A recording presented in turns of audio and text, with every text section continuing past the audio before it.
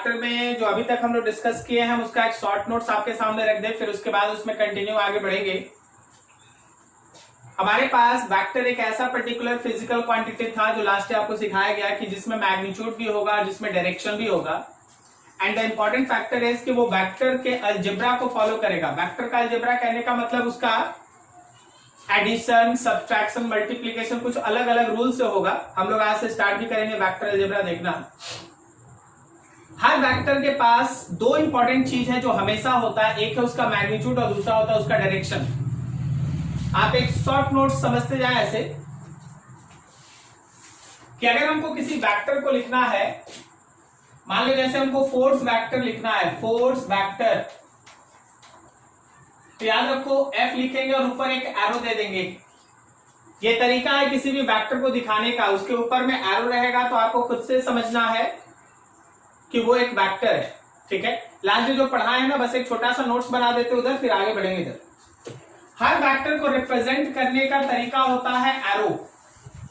मान लो एक वेक्टर है तो ये है उसका एरो।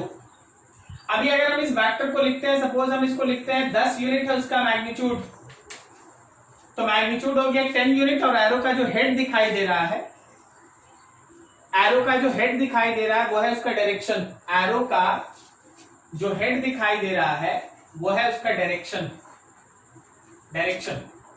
और एरो का जो लेंथ है वो है उसका मैग्नीट्यूड। मैग्नीट्यूड कहने का मतलब कि ये 10 को दिखा रहा है। तो हम लोग लास्ट में एक चीज और भी सीखे थे कि वेक्टर के मैग्नीट्यूड को अगर लिखना पड़े, magnitude of vector, magnitude of vector, vector का मैग्नीट्यूड अगर लिखना पड़े तो हम लोग उसको मॉड के अंदर ऐसे वेक्टर लिख देते हैं। सब कोई समझ जाएगा कि हाँ केवल मैग्नीट्यूड का बात है। जब आप मॉड देखें ना, मॉड के अंदर वेक्टर लिखा रहे तो ये खुद ही अंडरस्टूड है कि वो वेक्टर के मैग्नीट्यूड का बात हो रहा है। कहने का मतलब यहां अगर इसका बात करें तो केवल 10 यूनिट, लाइक दैट। अब ये था कि किसी कोऑर्डिनेट एक्सिस पे वेक्टर को आप कैसे दिखाते हैं। मान लीजिए हम लोग के पास एक कोऑर्डिनेट एक्सिस है, ये एक्स एक्सिस है, ये वाई एक्सिस है। तो आप उसमें किसी वेक्टर को ऐसे डायरेक्शन में ड्रॉ करेंगे, ऐसे दिखाएंगे। वो वेक्टर किसी डायरेक्शन में दिया हुआ उस हिसाब से आप वेक्टर को दिखाएंगे। क्लियर है? अब इससे एक स्टेप ऊपर निकला गया और 3 इंपॉर्टेंट यूनिट वेक्टर्स पढ़ा गया। याद करो सबको यूनिट वेक्टर। बताओ भाई यूनिट वेक्टर का मैग्नीट्यूड कितना होता है? 1। और उसके पास एक प्रॉपर डायरेक्शन होता है। तो हम लोग जो लास्ट में पढ़े थे unit vector,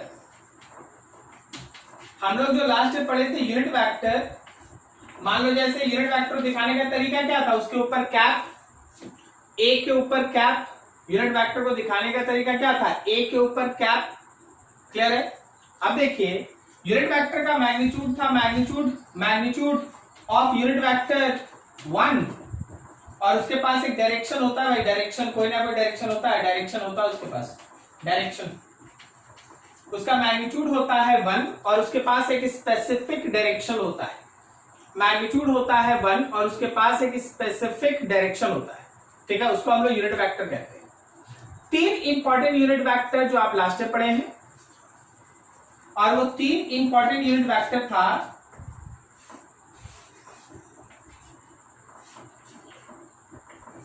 x, y, z. 3 important unit vector था एक्स, वाई, जेड में। जरा गौर करना, एक्स की तरफ आई कैप, वाई की तरफ जे कैप और जेड की तरफ के कैप। एक्स, वाई और जेड तीनों ही डायरेक्शन में एक एक यूनिट वेक्टर है। आई कैप, जे कैप और के कैप, तीनों ही डायरेक्शन में एक एक यूनिट वेक्टर है। आई कैप, जे कैप एंड के कैप। सही है? यहां तक हम लोग लास्ट स्टेप पढ़े थे। क्या सबको याद आ गया? अब देखो आज का क्लास है ना, यहीं से आगे बढ़ेगा। आज का क्लास यहीं से आगे बढ़ेगा। ठीक है, तो जरा ध्यान से देखिएगा और समझने का कोशिश कीजिएगा, बहुत इंटरेस्टिंग है और बहुत इंपॉर्टेंट भी है। तो आप कुछ भी भूल नहीं सकते हैं, आपके पास चीज रखा हुआ है जो लास्ट हुआ था, जस्ट रिवीजन। अब आज देखो हम लोग के पास थोड़ा सा एक concept, that particular concept is called concept of resolution of vector. Vector का रेजोल्यूशन का मतलब क्या है? रेजोल्यूशन ऑफ वेक्टर का मतलब क्या है? तो process of finding components, process of finding components of vector in given direction. कोई भी वेक्टर का अगर आप कंपोनेंट फाइंड करते हैं कि आखिर उस पूरे वेक्टर का कितना हिस्सा x में है या उस पूरे वेक्टर का कितना हिस्सा y में है, किसी भी वेक्टर का कितना पोर्शन x में है और कितना पोर्शन y में है, इसी को फाइंड करने का प्रोसेस वेक्टर का कंपोनेंट रेजोल्यूशन कहलाता है। ठीक है, वेक्टर का कंपोनेंट रेजोल्यूशन कहलाता है। अब जरा सोचना, हम तुमसे एक बात बोलते हैं, सोचना समझना। कोई पर्सन है जो ईस्ट में चला 20 मीटर, कोई पर्सन है जो ईस्ट में चला 20 मीटर, तो वो उसका डिस्प्लेसमेंट का ईस्ट की तरफ का कंपोनेंट 20 है। कहीं नहीं समझ में आएगा बोलिएगा, ओके। तो ईस्ट की तरफ का उसका कंपोनेंट 20 है। कोई पर्सन चला नॉर्थ की तरफ 20, तो नॉर्थ की तरफ उसका डिस्प्लेसमेंट 20 है, सही। लेकिन अगर कोई पर्सन नॉर्थ और ईस्ट के बीच में चला, नॉर्थ और ईस्ट के बीच में चला 20,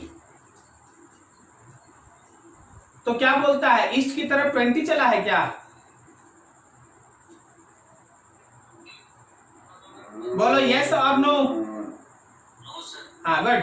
क्या वो नॉर्थ की तरफ 20 चला है? नहीं। तो आज हम लोग यही सीखेंगे कि अगर बीच में कहीं चल रहा है तो उसका x की तरफ कितना पोर्शन है, उसका y की तरफ कितना पोर्शन है। इसी प्रोसेस को वेक्टर का कंपोनेंट रेजोल्यूशन कहते हैं।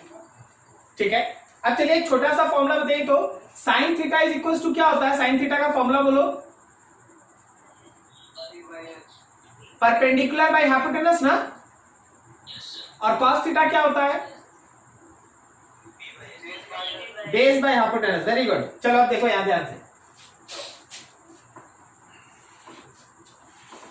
मान लीजिए हम लोगों के पास ये है x एक्सिस और ये है y एक्सिस, और ये है आपके पास एक वेक्टर, नाम है a वेक्टर, o a। इस वेक्टर को अगर हम बीच में किसी एंगल थीटा पे चला दें तो जरा गौर करना, उसका इस डायरेक्शन में कंपोनेंट x कंपोनेंट कहलाएगा, और यहां तक ऊपर तक इधर वाला कंपोनेंट उसका y कंपोनेंट कहलाएगा। यह है उसका x कंपोनेंट, यह है उसका x कंपोनेंट, और यह है उसका y कंपोनेंट। ठीक है, x कंपोनेंट और y कंपोनेंट। अब हम लोग x और y कंपोनेंट निकालेंगे कैसे? तो देख भाई, यहां से एक परपेंडिकुलर डाल दिए हैं, नाम है इसका m। तो जरा गौर करना, इस ट्रायंगल में OAM में, इन ट्रायंगल OAM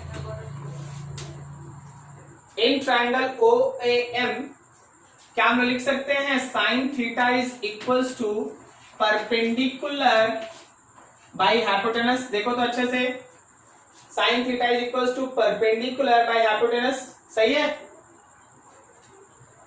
परपेंडिकुलर जो है ना, AM जो है वो AY के बराबर है, AM जो है वो AY के बराबर है।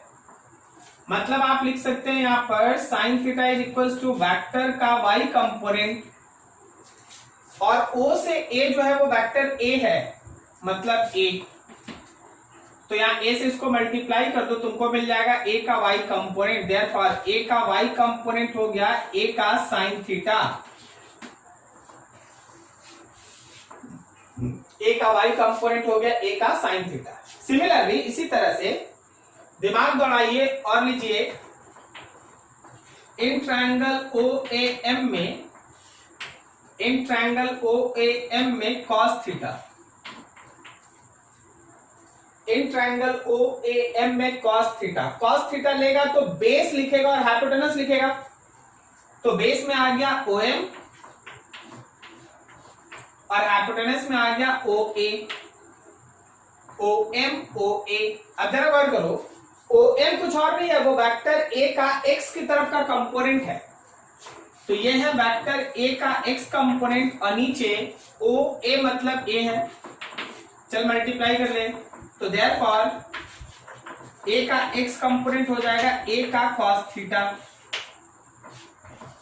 A का x कंपोनेंट हो जाएगा A का cos थीटा। ठीक है, लाइक दैट, A का cos थीटा लाइक दैट। तो देखो अभी तक जो सिखाया गया उस चीज को अच्छे से समझो। मेरा वेक्टर, हम इन सब का एक शॉर्ट नोट्स आपके सामने रखते हैं, यहां देखिएगा। अगर मेरा वेक्टर A x एक्सिस के साथ थीटा बनाता है तो उसका x कंपोनेंट होगा A का cos थीटा और उसका y कंपोनेंट होगा A का साइन थीटा। यही पढ़ाई किया है और हर दिन इतना लिखा नहीं जाता, सीधा ऐसे ही तो यूज किया जाता है। अगर A x के साथ थीटा बना रहा है तो x वाला कंपोनेंट होगा A का cos थीटा और y वाला कंपोनेंट होगा A साइन थीटा। जैसे अभी देखो हम लोग एक चर्चा कर रहे थे थोड़ी देर पहले, हम लोग क्या पढ़ रहे थे, हम लोग ये सोच रहे थे कि देखिए यार, ये रहा ईस्ट, ये रहा नॉर्थ और कोई पर्सन बीच में चला है 20 मीटर, नॉर्थ ईस्ट है तो ये एंगल मान लो 45 डिग्री। डिस्प्लेसमेंट कितना है, मान लो ओरिजिन से लेके ए तक, तो इस डिस्प्लेसमेंट का x कंपोनेंट, नॉर्थ ईस्ट की तरफ का कंपोनेंट, डिस्प्लेसमेंट का x कंपोनेंट होगा 20 का cos 45। क्या तुमको cos 45 का वैल्यू आता है? cos 45 कितना? 1/√2। Very good, 1/√2। हाँ गुड गुड, जस्ट एक मिनट हम थोड़ा सेट कर दे। हाँ, तो ये हो गया हम लोगों का 20 इंटू 1/√2।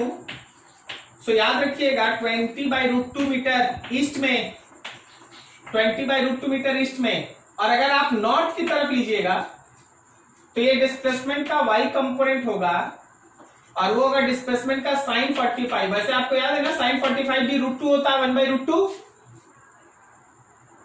साइन 45 तो सेम एकदम बनाएगा तो एकदम सेम आ जाएगा, यू भी आ जाएगा 20/√2 मीटर।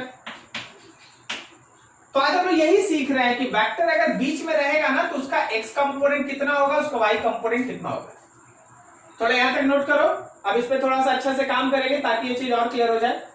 कहीं डाउट है पूछ लो।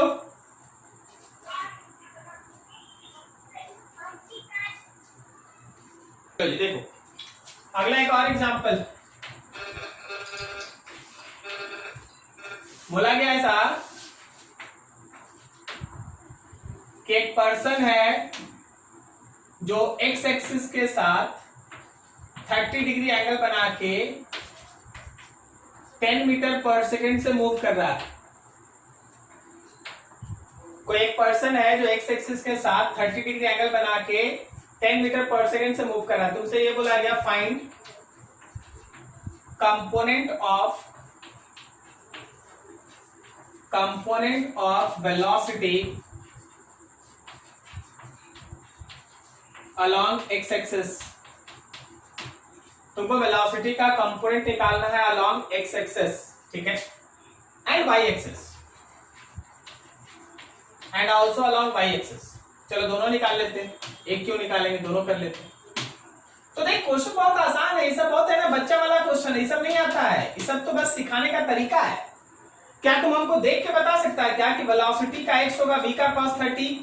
कोई दिक्कत किसी को? No, sir. समझा सब कोई? 30 है तो इधर वाला कंपोनेंट कॉस, देखो हम यही फिगर में दिखा देते हैं ना, इधर वाला कंपोनेंट होगा v का कॉस 30, और बता भाई इधर वाला कंपोनेंट क्या होगा, बहुत जल्दी, v का साइन 30। तो मेरे पास यहां हो गया 10 और cos 30 का वैल्यू होता है √3/2, सो इट इज 5√3 मीटर पर सेकेंड। और अगर हम वेलोसिटी का y निकालेंगे तो हम लिखेंगे v sin 30, so it is 10 sin 30 का वैल्यू होता है 1/2, सो इट इज 5 मीटर पर सेकेंड। ठीक है, 5√3 और नीचे 5 मीटर पर second, x component y component, clear है। तो ऐसे कंपोनेंट निकालते हैं। अब हम इसमें छोटा सा ट्रिक डेवलप करते हैं, थोड़ा ध्यान से देखना, इस चीज को समझना सबको। यहाँ अगर कोई वेक्टर x एक्सिस के साथ थीटा बनाया तो याद रखना कि उसका x कंपोनेंट होगा a cos थीटा और उसका y कंपोनेंट होगा a का साइन थीटा। तो वही एक दूसरा लाइन भी आप याद रखिएगा आज से, अगर कोई वेक्टर y एक्सिस के साथ थीटा बनाया, मान लो कोई क्वेश्चन है जिसमें y एक्सिस के साथ एंगल दिया है, तो याद रखना कि y एक्सिस की तरफ का कंपोनेंट में cos वाला टर्म आएगा और इस बार x वाले कंपोनेंट में साइन आएगा। देख समझना, अगर x के साथ थीटा बनता है तो x वाला कंपोनेंट a cos थीटा और y वाला कंपोनेंट a sin थीटा होता है। लेकिन अगर y एक्सिस के साथ थीटा बनता है, अगर y एक्सिस के साथ थीटा बनता है तो y वाला कंपोनेंट cos वाला होगा और x वाला कंपोनेंट इस बार sin थीटा होगा। ठीक है, जरा देखिए और आगे बढ़ते हैं। चलिए कुछ क्वेश्चन कर लेते हैं। मान लीजिए हम आपके सामने एक क्वेश्चन रख दे ऐसा है कि देखो भाई, ये जमीन पे एक ब्लॉक है, इस ब्लॉक का मास है 6 kg और इस पे एक फोर्स लग रहा है, फोर्स है 40 न्यूटन का, 40 न्यूटन का फोर्स है, और ये फोर्स y एक्सिस के साथ बना रहा है 60 डिग्री, y एक्सिस के साथ 60 डिग्री बता रहा। तुमसे बोला गया question, find component of force acting on block along x axis and y axis. Find component of force acting on block along x axis and y axis. चलो जी, हमको कोई एक लाइन में आंसर दो, इतना समय नहीं है, सोचो फटाफट बोलो। फोर्स का x कंपोनेंट कितना?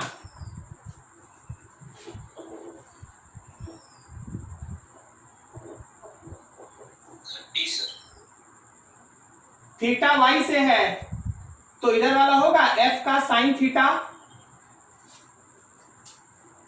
नहीं समझा? अरे समझा ही नहीं। देख थीटा y एक्सिस के साथ है ना, सुनाई दे रहा? हाँ ना बोल। अरे यार आंसर का है बता रहा, आंसर तुम लोग रखना, हमको बता साइन थीटा होगा कि कॉस थीटा, आंसर मत बता। साइन थीटा होगा। हाँ बस यही चाहिए, अब बाकी 50 होगा, 25 होगा कि 100 होगा, 200 होगा, कैलकुलेशन कर लेना। तो बिकॉज मेरा y एक्सिस के साथ थीटा बन रहा है तो y की तरफ cos होगा और x की तरफ साइन होगा, तो फोर्स का x कंपोनेंट हो गया f का साइन 60। फोर्स कितना है 40 और साइन 60 है √3/2, तो ये हो गया 20√3। और फोर्स का y कंपोनेंट क्या लिख दें? f का cos 60 लिखें, y कंपोनेंट में cos और x कंपोनेंट में साइन। y कंपोनेंट में हो गया f का cos 60 और x कंपोनेंट में हो गया f का साइन 60। तो यहां पे आप पुट कर दिए कितना 40 और cos 60 का वैल्यू होता है 1/2, सो इट इज 20 न्यूटन। ये चीज है तुम्हारे पास, अच्छे से नोट करो, समझने पे जोर दो, कैलकुलेशन खुद से कर लेना, समझने पे जोर दो। ठीक है, अब आगे देखिए, नेक्स्ट हम लोगों के पास representation of vector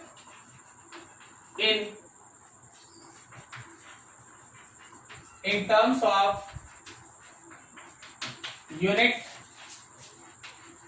vector notation, मतलब आई कैप, जे कैप और के कैप के फॉर्म में वेक्टर का रिप्रेजेंटेशन। आई कैप, जे कैप और के कैप के फॉर्म में वेक्टर का रिप्रेजेंटेशन अभी हम लोग पढ़ रखे हैं, कि x की तरफ का यूनिट वेक्टर है आई कैप, y की तरफ का यूनिट वेक्टर है जे कैप और z की तरफ का यूनिट वेक्टर है के कैप। अब देखो और एकदम इजी वे से समझना। मान लो मेरे पास पहला एक डेमोन्स्ट्रेशन है, समझाने का तरीका है। क्या हम आपको बोलते हैं कि देखिए जी, मेरे पास एक वेलोसिटी है 10 मीटर पर सेकेंड अलोंग एक्स एक्सिस, चलिए अच्छा है, आप ऐसे पूरा लिख दीजिए, हर पर्सन को पता चल जाएगा कि उसका मैग्नीट्यूड क्या है और हर पर्सन को पता चल जाएगा कि उसका डायरेक्शन क्या है। पूरा लिख दीजिए, ठीक है, हर किसी को पता चल जाएगा कि मैग्नीट्यूड और डायरेक्शन क्या है। नहीं तो दूसरा तरीका क्या है ना, दूसरा तरीका ये है कि आप x की तरफ एक एरो बना दीजिए और उसमें आप वेलोसिटी लिख दीजिए 10 मीटर पर सेकेंड। फिर से हर किसी को पता चल जाएगा कि उसका मैग्नीट्यूड क्या है, डायरेक्शन क्या है। क्या सही बोल रहे हैं? मैग्नीट्यूड 10, डायरेक्शन क्या। तो सर तीसरा तरीका क्या है भाई? तीसरा तरीका यह है कि तू इसको ऐसे लिख दे 10 मीटर पर सेकेंड आई कैप। क्या बोलता है, समझ में आ गया? 10 मीटर पर सेकेंड और आई कैप क्या बता रहा है? Direction towards positive x axis, direction towards positive x axis. Clear हुआ? ठीक है, अब हम लोग थोड़ा और लेवल बढ़ाते, थोड़ा चीज समझते और समझते। मतलब ये है कि अगर हम यहाँ पे तुमको 3-4 वेक्टर दिखा दे, ये मान ले एक्स एक्सिस है भाई, ये वाई एक्सिस है, ये माइनस एक्स एक्सिस है, ये माइनस वाई एक्सिस है, लाइक दैट। इधर एक वेक्टर ए है 5 यूनिट का, इधर एक वेक्टर बी है 4 यूनिट का, इधर एक वेक्टर सी है 6 यूनिट का,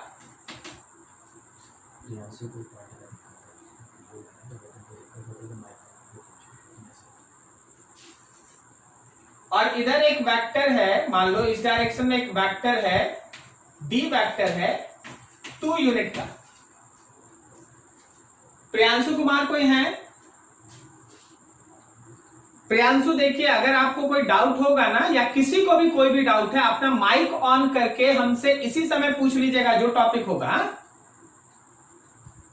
आप अपना माइक ऑन करने के लिए देखना, आप तुम्हारे स्क्रीन में लेफ्ट हैंड साइड में नीचे में जाना, वहां पे माइक का एक सिंबल बना हुआ, उसको दबाइएगा तो ऑफ होता है, फिर दबाइएगा ऑन होता है। क्लियर?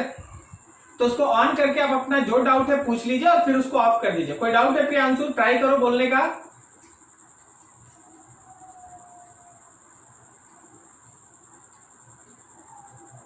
प्रियांशु कुमार क्या?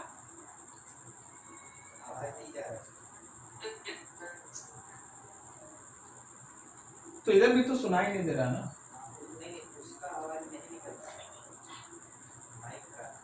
अच्छा, शायद आपका प्रियांशु है ना, आप देख लीजिएगा, थोड़ा माइक में आपका इश्यू है, नहीं बता पा रहे हैं। आपका आवाज ही नहीं आ रहा इधर। चलो ठीक है, बाद में हमको कॉल करके पूछ लेना। चलो आगे बढ़ते। देखो, हाँ, तो यहां पे अगर हम ए वेक्टर को लिखेंगे तो देखो 5 है मैग्नीट्यूड और डायरेक्शन एक्स एक्सिस, तो 5 आई कैप लगा दो। 5 हो गया मैग्नीट्यूड और आई कैप से उसका डायरेक्शन पता चल गया। इसी तरह अगर बी फैक्टर को लिखेंगे तो 4 जे कैप लगा देंगे। 4 हो गया उसका मैग्नीट्यूड और जे कैप हो गया उसका डायरेक्शन। अगर हम सी फैक्टर लिखेंगे तो 6 और माइनस आई कैप लगा देंगे, माइनस आई कैप, ठीक है, माइनस आई कैप हो गया उसका डायरेक्शन। और अगर हम डी फैक्टर लिखेंगे तो हम 2 के साथ माइनस जे कैप लगा देंगे, 2 के साथ माइनस जे कैप लगा देंगे, माइनस जे कैप हो गया इसका डायरेक्शन, ठीक है। तो आज से हम लोग वेक्टर को आई जे के इन सब में लिखना स्टार्ट कर रहे हैं। नाउ थिंक इंपॉर्टेंट,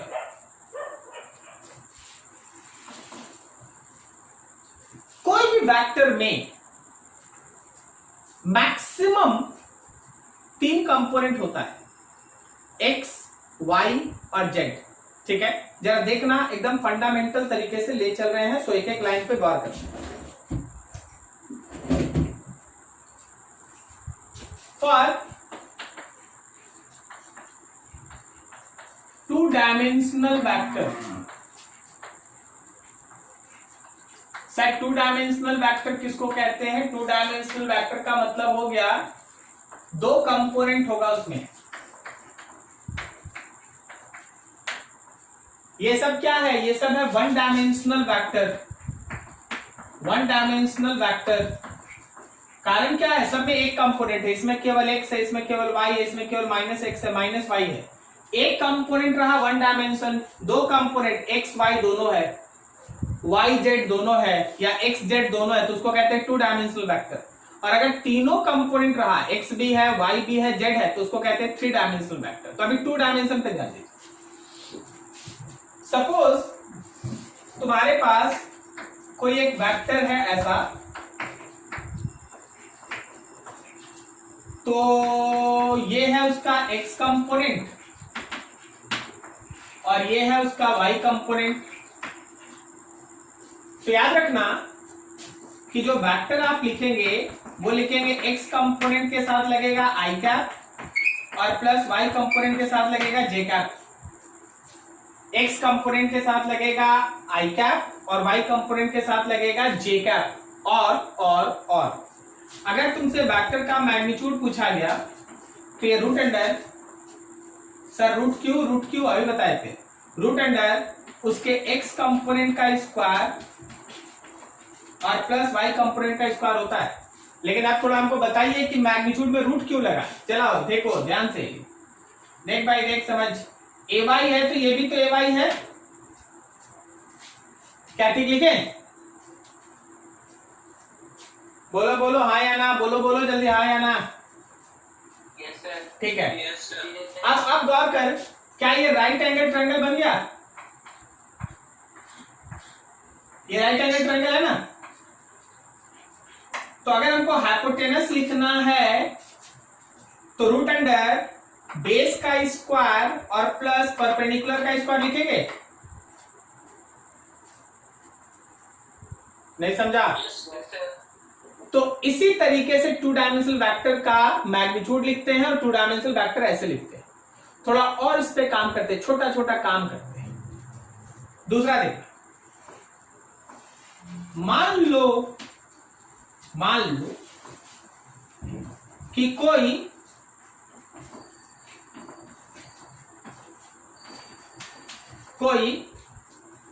एक वेक्टर को इधर दिखा दिया,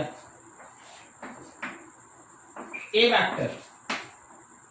अगर ये वेक्टर सेकंड क्वाड्रेंट में बना है, सेकंड क्वाड्रेंट, तो उसके पास y कंपोनेंट होगा ऊपर की तरफ और उसके पास x कंपोनेंट होगा लेफ्ट की तरफ, ax। y कंपोनेंट होगा ऊपर की तरफ और x कंपोनेंट होगा लेफ्ट की तरफ। तो जब हम इस वेक्टर को लिखेंगे ना, अगर हम इस वेक्टर को लिखेंगे तो हम लिखेंगे ax के साथ माइनस आई कैप और ay के साथ j कैप। देखो तो अच्छे से, ax में माइनस आई कैप क्यों लगा, समझ में आ रहा है क्या? बोल भाई। Yes sir. ax में माइनस आई कैप इसलिए लगा क्योंकि वो x के नेगेटिव की तरफ है, सही जा रहे हैं? और ए वाई है पॉजिटिव वाई की तरफ, इसलिए लगा जे कैप। ठीक है, यस सर, यहां भी अगर हम वेक्टर का मैग्नीट्यूड लिखेंगे तो रूट अंडर वही हाइपोटेनस है, तो रूट अंडर उसके एक्स कंपोनेंट का स्क्वायर प्लस वाई कंपोनेंट का स्क्वायर होगा। मैग्नीट्यूड में माइनस नहीं होता, मैग्नीट्यूड में कभी माइनस नहीं होता, ध्यान रखना, क्योंकि तुमको हाइपोटेनस लिखना होता है। तो हाइपोटेनस रूट अंडर ए स्क्वायर प्लस बी स्क्वायर, मतलब perpendicular square plus base square. ठीक है, चलो यहां तक नोट करो। और भी है, बहुत सारा चीज है, लगातार धीरे धीरे धीरे धीरे। कहीं डाउट होगा पूछो, कोई डाउट है पूछ लो। यस सर, एक बार इसको फिर से बता दीजिए। ठीक है, पहले नोट कर लो फिर बता देते हैं, नोट करो फिर बता। आज ये क्या प्रॉब्लम हो गया, फिर से बात किया जाए कि कहां आपको नहीं समझ में आया। पहले आप ये समझें कि कोई वेक्टर को आप एक पूरा लाइन लिख के रिप्रेजेंट कर सकते हैं, फिर आप किसी वेक्टर को कोऑर्डिनेट एक्सिस पे ऐसे बना के दिखा सकते हैं, या आप चाहो तो इसमें आई कैप लगा के भी लिख सकते हैं। देखो वेक्टर लिखने का तरीका क्या होना चाहिए कि मैग्नीट्यूड और डायरेक्शन दोनों आ जाए। तो या तो पूरा कहानी लिख दो ऐसे, या फिर एक एरो बना के दिखा दो, नहीं तो देखो जैसे यहां था हम आई कैप लगा दिए तो आई कैप इसका डायरेक्शन बता दिया और 10 मीटर पर सेकंड उसका मैग्नीट्यूड बता दिया। क्या इसमें कहीं दिक्कत किसी को? No sir. ठीक है, अब यहां आते हैं। तो यहां पे हम एक बार में क्या किए, 4 वेक्टर को दिखा दिए। ए दिखा दिए एक्स की तरफ, बी वाई की तरफ, सी माइनस एक्स की तरफ और डी माइनस वाई की तरफ। तो ए है 5 यूनिट एक्स की तरफ है तो 5 आई कैप। ठीक है, बी है वाई की तरफ तो 4 जे कैप, सी है निगेटिव एक्स की तरफ तो 6 माइनस आई कैप, क्योंकि negative x. D minus y की तरफ है तो 2 माइनस जे कैप, क्योंकि वो निगेटिव वाई की तरफ। अब ऐसे वेक्टर्स को हम लोग वन डायमेंशनल कहते हैं, क्योंकि वो या तो केवल x में है, या केवल y में है, या केवल z में भी हो सकता है। ठीक है, लेकिन कुछ वेक्टर्स ऐसा होता है जो अकेले x या अकेले y में नहीं हो, बीच में हो, कहीं बीच में। अगर बीच में होता है तो उसका x में भी कोई कंपोनेंट होता है, y में भी कंपोनेंट होता है। तो ऐसे वेक्टर्स को हम लोग 2 डायमेंशनल वेक्टर या प्लेनर वेक्टर भी कहते हैं। 2 डायमेंशनल वेक्टर या प्लेनर वेक्टर या वेक्टर इन अ प्लेन भी कहते हैं। ठीक है, प्लेन। तो देख जैसे एक एग्जांपल बनाए कि हाँ भाई ए देख ये एक्स और वाई के बीच में कहीं है, तो उसका एक्स कंपोनेंट भी होगा, उसका वाई कंपोनेंट भी होगा, उस वेक्टर का कुछ एक्स कंपोनेंट भी होगा, उस वेक्टर का कुछ वाई कंपोनेंट भी होगा। सही है, तो अब हम लोग वेक्टर को लिखेंगे कैसे? तो एक्स कंपोनेंट का डायरेक्शन प्लस एक्स की तरफ है तो ए x i cap, Y component का डायरेक्शन प्लस वाई की तरफ है तो ए वाई जे कैप।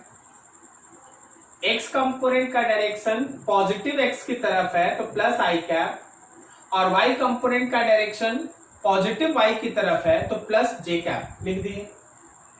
अब वेक्टर का मैग्नीट्यूड, अगर वेक्टर ऐसे दिया है तो फिर मैग्नीट्यूड कैसे निकालेंगे? तो भाई मैग्नीट्यूड निकालने का मतलब क्या है? ये हाइपोटेनस का लेंथ निकाल देना। वेक्टर का एरो लेंथ ही तो मैग्नीट्यूड होता है, तो लेंथ निकाल दो। अब हाइपोटेनस का लेंथ निकालने का मतलब हुआ कि अंडर रूट बेस का स्क्वायर प्लस परपेंडिकुलर का स्क्वायर, तो मैग्नीट्यूड लिखने का ये तरीका है। सही है, अब आगे देख भाई, आगे देख। अगर मान ले कोई वेक्टर ऐसे बना है सेकंड क्वाड्रेंट में, तो उसका x कंपोनेंट निगेटिव की तरफ है और y कंपोनेंट पॉजिटिव की तरफ है। कंपोनेंट तोड़ेंगे तो इधर आएगा उधर आएगा। ठीक है, तो x कंपोनेंट में लगा माइनस आई कैप और y कंपोनेंट में लगा plus j cap. y positive x negative, x में माइनस y पर प्लस। फिर से मैग्नीट्यूड चाहिए तो फिर से वही हाइपोटेनस निकालना है, तो रूट अंडर बेस का स्क्वायर प्लस परपेंडिकुलर का स्क्वायर लिख दिए। ठीक है, फिर से बोलो क्या दिक्कत? बोलो जी, डाउट जिनका हुआ था क्लियर हुआ?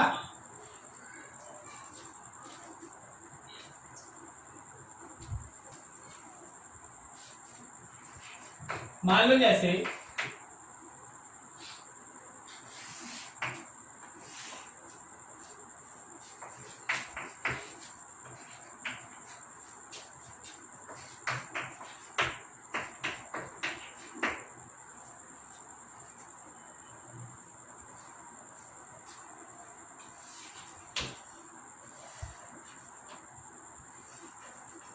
ये एक वेक्टर है, नाम है P, इसका वैल्यू है 10 यूनिट,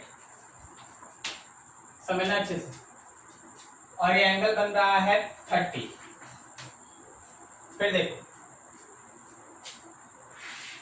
ये वेक्टर है Q, ये है 12 यूनिट का, और इधर से ये एंगल बन रहा है 60 डिग्री। ठीक है, अब जरा गौर करना, ये वेक्टर है R, 20 यूनिट का है, और इधर से एंगल बन रहा है 60 डिग्री। हमको क्या करना है ना, हमको तीनों वेक्टर को कंपोनेंट फॉर्म में लिखना है, आई कैप, जे कैप और के कैप के फॉर्म में लिखना है। हम लिखेंगे, जहां जहां डाउट होगा आप हमसे बात करते चलिएगा, बताइएगा। सबसे पहले हम पी वेक्टर को लेंगे, पी वेक्टर। तो देख, ये है पी का एक्स कंपोनेंट और ये है पी का वाई कंपोनेंट।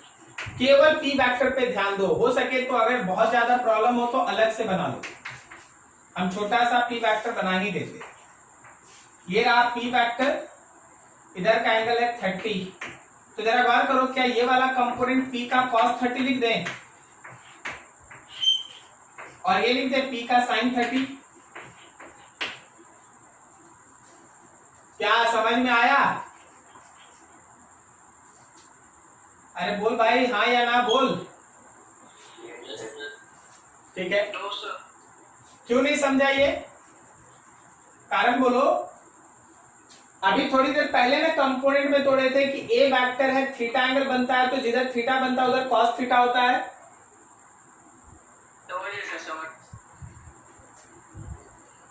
अब देख, ये P का x की तरफ का कंपोनेंट है P का cos 30।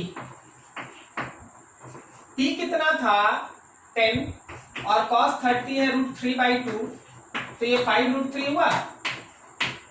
उसी तरह P का y कंपोनेंट होगा P का sin 30, P है 10 और sin 30 है 1/2, तो ये 5 हुआ।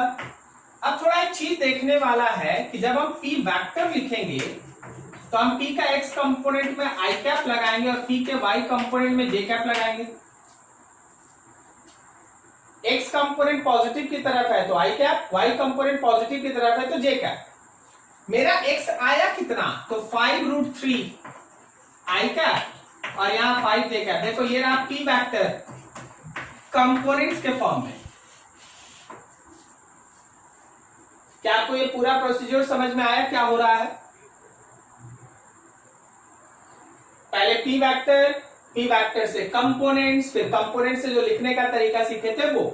अब ये सारा मेहनत आप क्यों पे करें? क्यू वेक्टर लीजिए भाई, क्यू वेक्टर, तो क्यू इधर है, मैग्नीट्यूड है उसका कितना 12, और वो x के साथ 60 बनाता है। लेकिन देखने वाला बात है कि उसका जो x कंपोनेंट है वो निगेटिव x की तरफ है और y कंपोनेंट पॉजिटिव की तरफ है। तो जब हम qx लिखेंगे तो क्या हम q का cos 60 लिख सकते हैं? बोलो हाँ या ना। 60 डिग्री एंगल है तो q का cos 60। अब q है कितना 12 और cos 60 होता है 1/2, तो ये 6 हो गया। सिमिलरली q का y लिखेंगे तो q का sin 60 लिखें, q का वैल्यू है 12, sin 60 है √3/2, 2 से 12 कट गया 6√3। तो अब आप लिखिए q वेक्टर। चलो बताओ, चलो बताओ, x कंपोनेंट में प्लस i कैप लगेगा या माइनस i कैप लगेगा? Minus i cap. और y कंपोनेंट में plus j cap. Very good. तो x हो गया मेरा 6 माइनस i कैप और ये हो गया 6√3 j cap. So q vector is -6 i cap plus 6√3 j cap. -6 I cap plus 6√3 J cap. ठीक है, थर्ड देखो, आर के लिए काम कर रहे हैं। ये रहा मेरा आर वेक्टर, कितना है भाई, कितना है, तो 20 है, और यहां से बनाया 60। तो जरा गौर करना, ये आर का वाई कंपोनेंट है, ये आर का वाई कंपोनेंट है, ये आर का एक्स कंपोनेंट है। देखना, याद रखना, वाई से 60 बना हुआ है। तो आर का वाई कंपोनेंट, आर का cos 60 होगा, जिस एक्सिस के साथ थीटा बनता है उधर वाला cos, जो लिखे हैं समझ में आया क्या?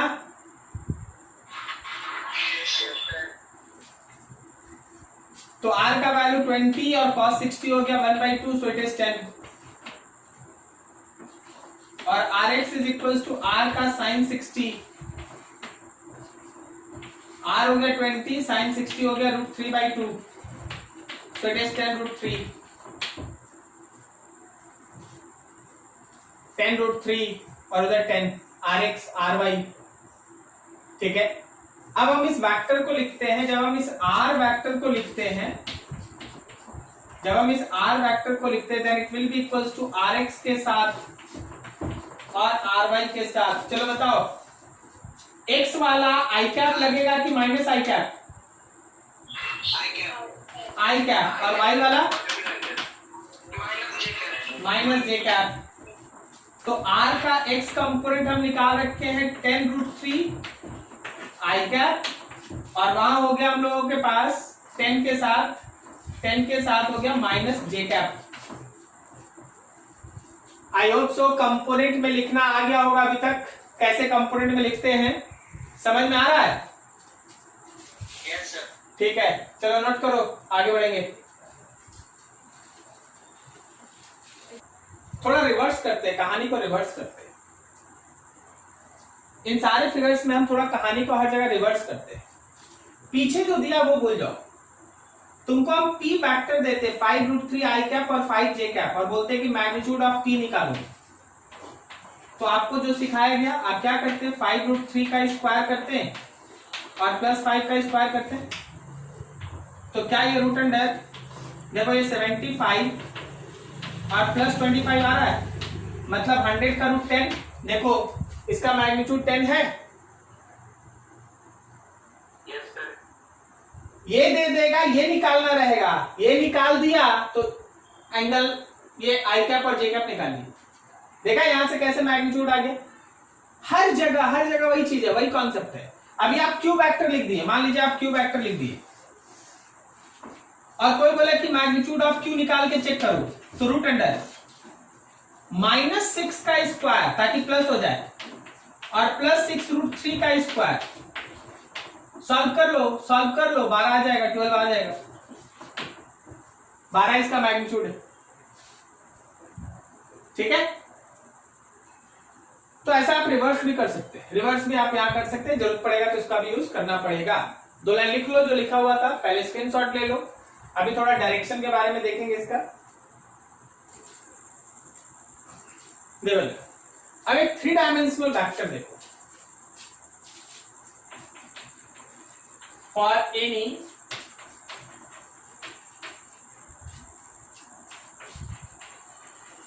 थ्री डायमेंशनल वेक्टर, कोई तुम्हारे पास 3 डायमेंशनल वेक्टर, मान ले जैसे हम एक फिगर बनाते हैं, आप उस फिगर को समझने का कोशिश कीजिएगा। 3 डायमेंशनल है, याद रखिएगा, ये एक्स एक्सिस है, ये वाई एक्सिस है, और जेड एक्सिस बोर्ड के बाहर है, जेड एक्सिस बोर्ड के बाहर है। ठीक है, कोई एक वेक्टर है ए, उसका एक्स की तरफ का कंपोनेंट है ए एक्स, वाई की तरफ का कंपोनेंट है ए वाई, और जेड की तरफ का कंपोनेंट है ए जेड। ऐसा उसके पास तीनों कंपोनेंट है।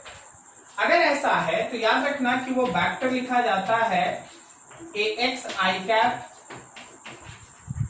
ए वाई जे कैप और ए जेड के कैप के फॉर्म में। वो वेक्टर लिखा जाता है ए x i cap, A Y j cap और ए जेड के कैप के फॉर्म में।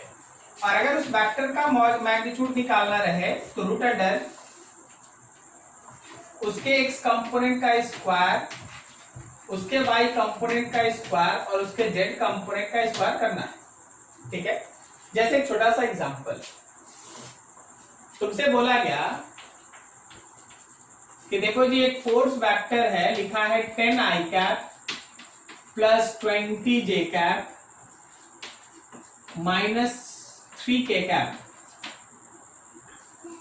देख के बताओ फोर्स का कौन सा कंपोनेंट नेगेटिव एक्सिस की तरफ है?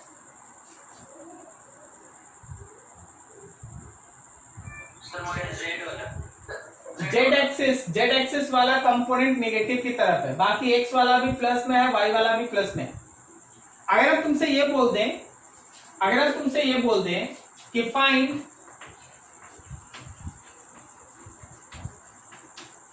मैग्नीट्यूड ऑफ फोर्स, इस फोर्स का मैग्नीट्यूड निकालो, then magnitude of your force is root under 10 का स्क्वायर 20 का स्क्वायर माइनस 3 का square. So it is under root 10 का स्क्वायर 100 हो गया, 20 का स्क्वायर 400 हो गया और 3 का स्क्वायर 9 हो गया। So it is overall root under 509 newton. ये इसका मैग्नीट्यूड है, हमारे फोर्स का मैग्नीट्यूड ऐसे लिखा रहता है। क्लियर हुआ? तो देखो हमारे पास तीन तरह का वेक्टर आई कैप, जे कैप, के कैप के फॉर्म में रिप्रेजेंट होता है। कुछ वेक्टर्स ऐसा होता है जिसके पास केवल एक कंपोनेंट हो, उसको कहते हैं वन डायमेंशनल वेक्टर। जैसे आई में लिखा रहेगा केवल, जे में लिखा रहेगा केवल या के में लिखा रहेगा केवल। लेकिन कुछ वेक्टर्स ऐसा होता है जो दो कंपोनेंट कैरी करता है, एक्स वाई कर सकता है, वाई जेड कर सकता है, एक्स जेड भी कर सकता है, तो उसको हम लोग कहते हैं टू डायमेंशनल वेक्टर, जो कहानी का पढ़ा दिया गया।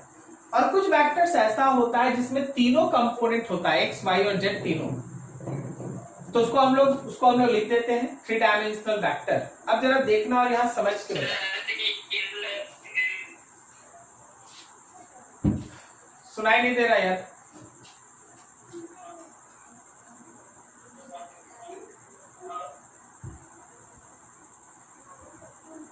आवाज नहीं आई, फिर से बोलना होगा।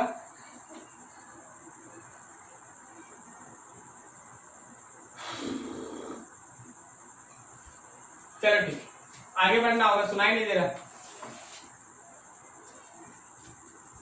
थोड़ा सा इस एग्जाम्पल पे सब कोई गौर करना, थोड़ा सा।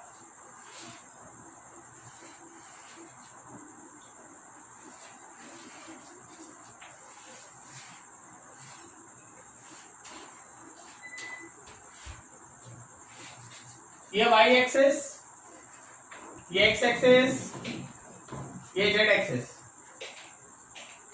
ये मेरे पास है एक क्यूब जिसका एज लेंथ है ए, हर जगह एज लेंथ है ए।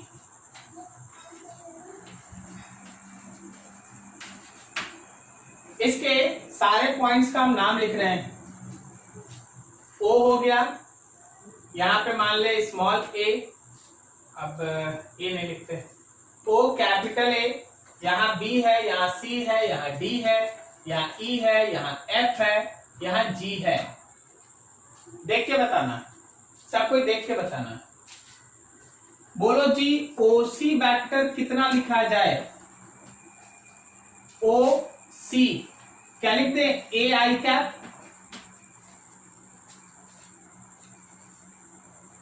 अरे बोलो बोलो, समझ में आया? यस सर, ठीक है सर। सब कोई देख लो, समझ में आया? ओसी मतलब क्या है? ओसी का मतलब ये लाइन है ओ से लेके सी तक, तो ओ से लेके सी तक मैग्नीट्यूड ए है और डायरेक्शन पॉजिटिव एक्स की तरफ है, सो आई कैप। बताओ ओ ए कितना लिख दें? ए यहाँ है, एक एक है सर, एक एक कैप, वेरी गुड। बताना जरा ओजी कितना लिख दें?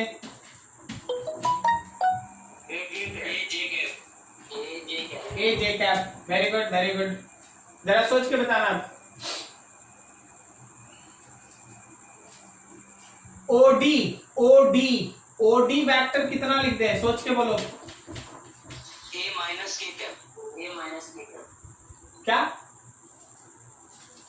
ओ डी, अरे भाई एक्स और वाई है ना उसमें, ओ डी यहां है तो उसमें एक्स कंपोनेंट है और वाई है ना, नहीं समझा? No sir. अच्छा पता चल रहा है यहाँ 3 डायमेंशनली ओ डी यहां है, डी यहां है। तो जब आप ओडी का एक वेक्टर बनाइएगा तो उसमें एक्स कंपोनेंट होगा और वाई ना होगा। Yes sir. सबको समझ में आ रहा है? ओहो, आपको फिगर दिखाई दे रहा है? समझ में आ रहा है 3 डायमेंशनल फिगर? Yes sir.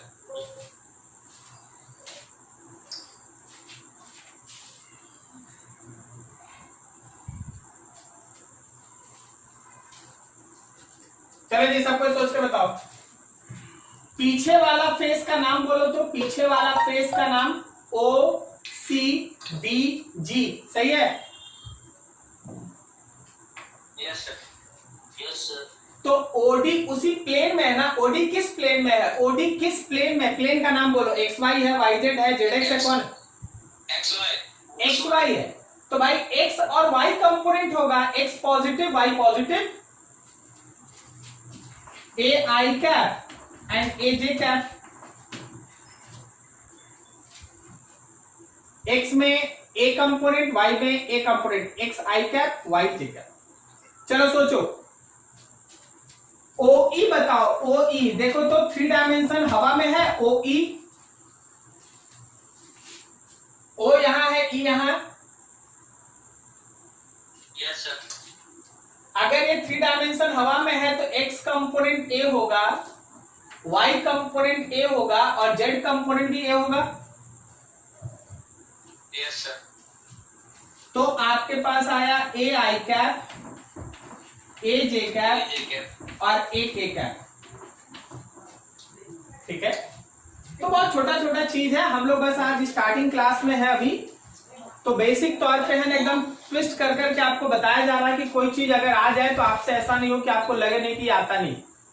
ठीक है, चलो आज के लिए इतना नोट करो, नेक्स्ट स्टेज से आगे बढ़ेंगे। इतना पढ़ के बैठिएगा, कहीं कोई दिक्कत है पूछ लो, कहीं कोई भी दिक्कत है पूछ लो। हाँ सर, एक बार लास्ट वाला फिर से बता दीजिए ना। लास्ट वाले में हम तुमसे कुछ पूछ रहे हैं वो बताओ, क्योंकि अगर तुम फिगर देख लेगा तो बन जाएगा। आप मान लीजिए घर में एक मॉस्किटो नेट लगाते हैं, मॉस्किटो नेट समझ गए? मच्छरदानी। हाँ सर। ठीक है, तो देख उस पर्टिकुलर मॉस्किटो नेट में 3 डायमेंशन है ना, एक उसका लेंथ है, एक उसका ब्रेथ और एक हाइट है।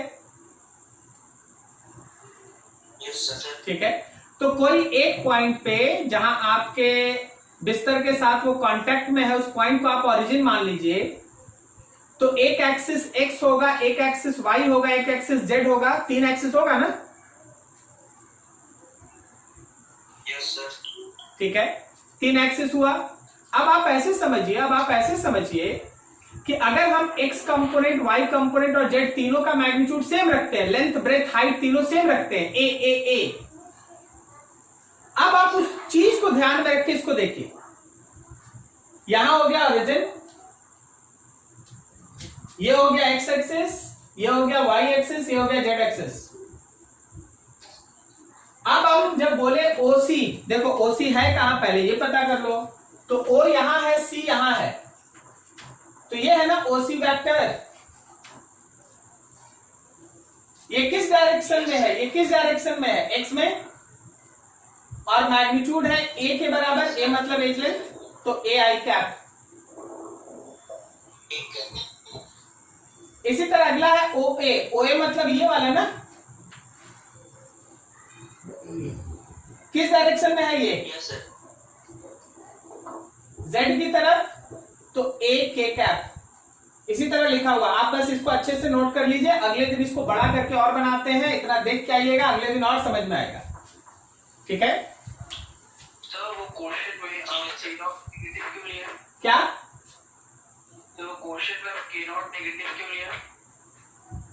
कौन से क्वेश्चन में? सर वो बीच वाला F अरे यार इसको कुछ भी ले सकते हैं, हम तो एक क्वेश्चन दे दिए, कुछ भी ले सकते हैं ना, अच्छा सर। कुछ भी दे सकते हैं, यहाँ भी माइनस दे सकते हैं, अच्छा समझे सर। कुछ भी ले लिए, कुछ भी। यस। और कुछ किसी का?